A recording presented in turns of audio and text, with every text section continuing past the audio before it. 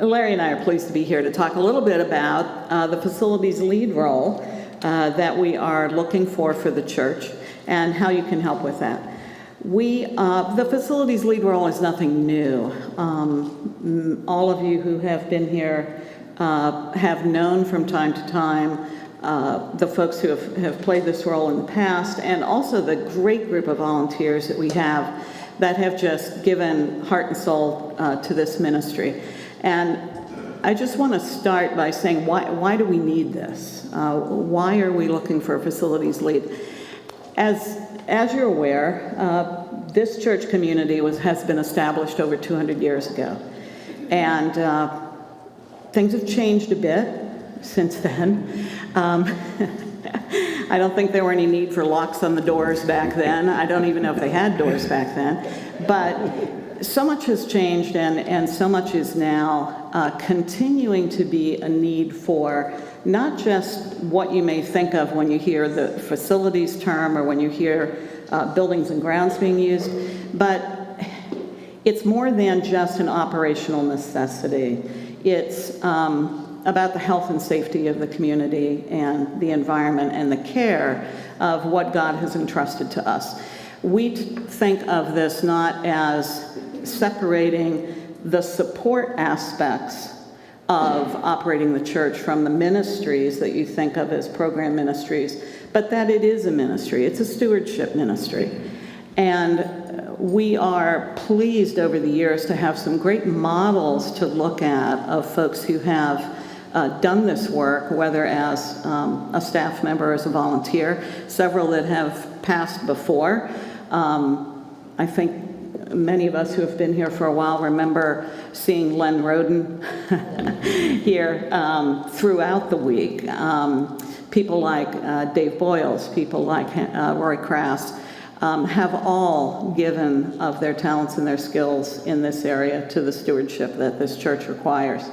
We're very happy that since 2011, when we were blessed with Henry Altenweg coming into this position, Henry brought us into compliance with fire code and other things. Henry was the one who really gave some really strong shape to the duties that were needed and started a facilities operations manual, which continues to be augmented.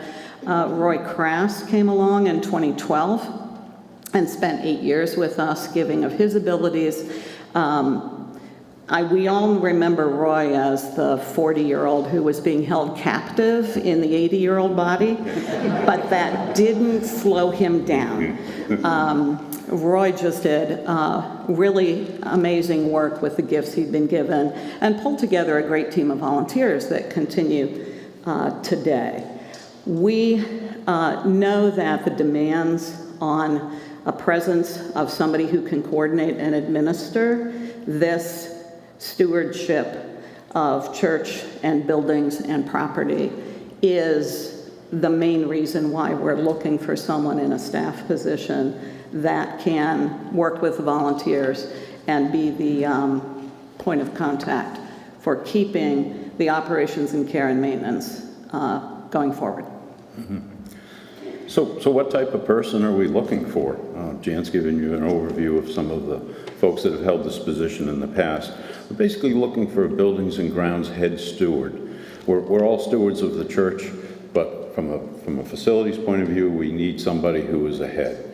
And that person would fill that role. And they have to have a heart to be committed to the health and safety of all who use our campus.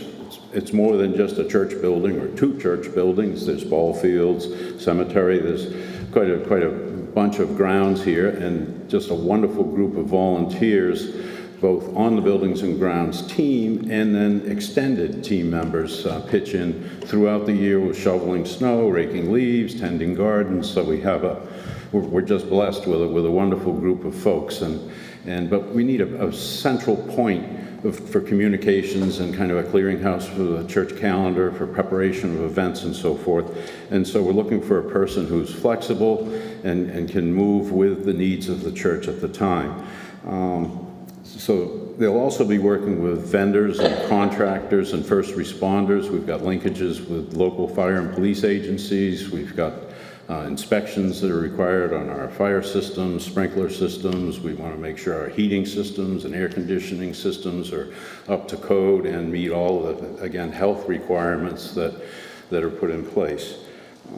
And we also need somebody who can walk through this building and be ever vigilant of the requirements for maintenance, the requirements for repair, and the requirements for cleanliness and janitorial services. We try and keep this place as a house of worship and a house of God, but we want it to be welcoming to the community. We want people to feel good when they're here. And this person has to have a mind for that. And when it comes to capabilities, we really need someone who has a heart for ministry. We need someone who has an awareness and a working knowledge of facilities. The building trades can be very helpful. We aren't looking for someone who will do all the work themselves. There's a great group of volunteers. We have dedicated vendors that we've had working with us for years who know this site and are able to come alongside as well and help.